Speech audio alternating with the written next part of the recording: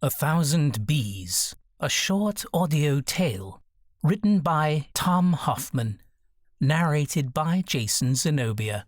Copyright 2019 by Tom Hoffman.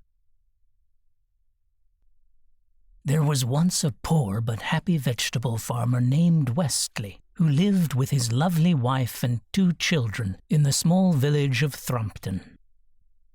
Every fortnight he would load up his cart with fresh produce and wheel it to the King's Market, an arduous trek along 15 miles of winding and rutted dirt roads. The silvers gained from the sale of his vegetables went toward necessities for his farm and family, never failing to include a few sweets for his wife and little ones. The King's Market was in Burton-on-Guster, a bustling city surrounding Castle Umbra, the home of King Basil, a harsh ruler more feared than loved by his subjects. Westley had never set eyes on King Basil and had no illusions that he ever would. His was a simple life, far removed from the glittering, heady atmosphere of the king's world. No one was more surprised than Westley by the events that led to his first glimpse of the king. Truth be known, King Basil was the last thing on Westley's mind as he wheeled his heavily laden cart down the narrow streets of Burton-on-Guster to the King's Market. A great commotion arose in the streets as a golden carriage drawn by 8 enormous snow-white rabbits clattered down the cobblestones on a direct course with Westley and his vegetable cart.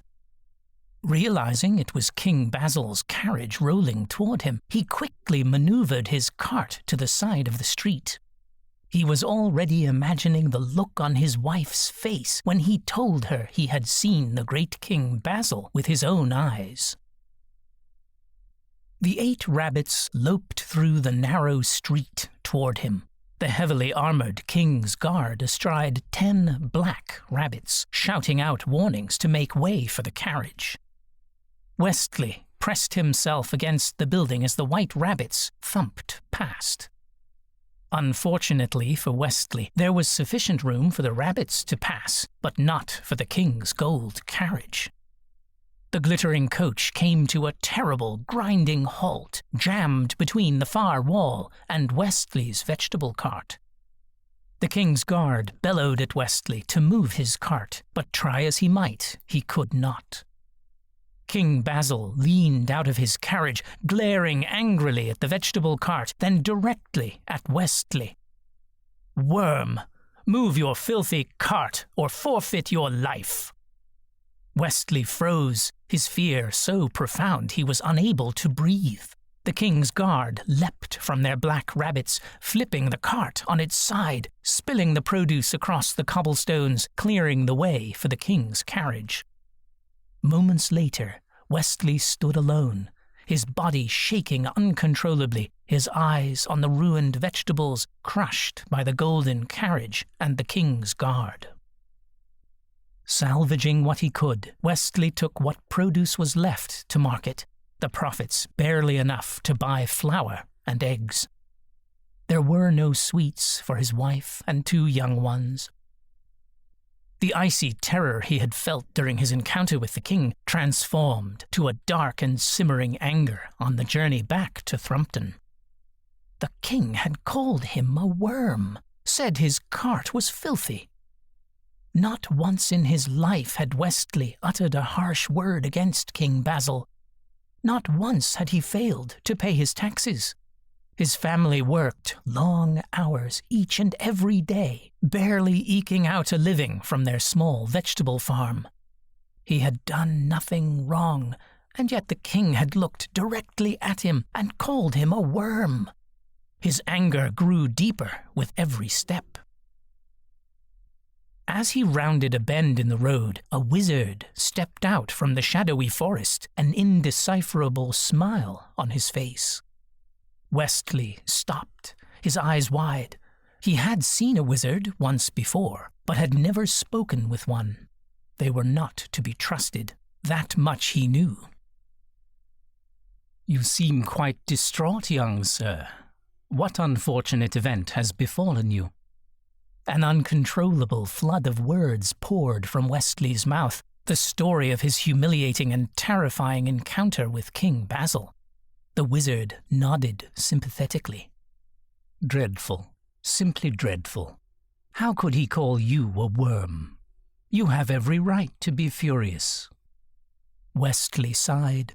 Sharing his story with the wizard's sympathetic ear had calmed him somewhat. Perhaps he was overreacting. I suppose it is my lot in life and nothing more. The king is king, and I am a poor vegetable farmer. The wizard placed his hand on Westley's shoulder. Perhaps all is not lost. He pulled a long white feather pen from the arm of his cloak. How can a pen help me? The power of words is known to all. You have seen for yourself how a few harsh words from the king changed your life in a single moment, filling you with a deep and seething anger. Am I supposed to write him a letter? Ask for an apology? The wizard smiled. This is no ordinary quill. It is the mighty pen, and it harnesses the power of words, turning them to reality. Whatever words you write with this pen, so they shall be. Remember to choose your words carefully, using wisdom and compassion. I don't understand. A piece of yellowed parchment appeared in Westley's hand. Write the words 1 gold coin on the parchment. Westley frowned, taking the pen. This smacked of dark magic. Nevertheless, he wrote what the wizard had told him. When he was done, the words faded away, a gold coin appearing in his hand. Westley dropped the coin with a yelp. Dark magic! Nothing good can come of this. Your words vanish, but their power lives on. With this gold coin, you can buy everything you need for your family, even a box of delicious chocolates for your little ones. What fault can be found in such a kindness? Westley hesitated. Maybe the wizard was right. 1 gold coin couldn't hurt anything. The wizard bowed deeply before Westley. The pen is yours for 1 year. Payment due for the harsh words spoken by King Basil. Words which shall unerringly circle the world and return to him, as sharp as any arrow ever forged. Before Westley could ask the meaning of this cryptic statement, the wizard vanished, leaving him alone, holding the gold coin, the parchment, and the mighty pen. When he greeted his wife, Westley made no mention of his encounters with the king and wizard, saying only that his cart had been knocked over, the vegetables ruined, and fortune had smiled upon him by leaving a gold coin lying in the road. 2 weeks later, Westley saw the king again, this time sitting in his golden carriage near the market in Burton-on-Guster, 4 guards working furiously to repair a damaged wheel.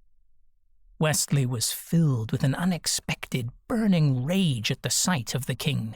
He pulled out the mighty pen and parchment, quickly writing, "Let King Basil feel the sting of his own words." A bee streaked past Westley toward King Basil. When the bee stung him on the lips, the king squealed in pain. Westley grinned. On the way home, a curious thought grew in his mind.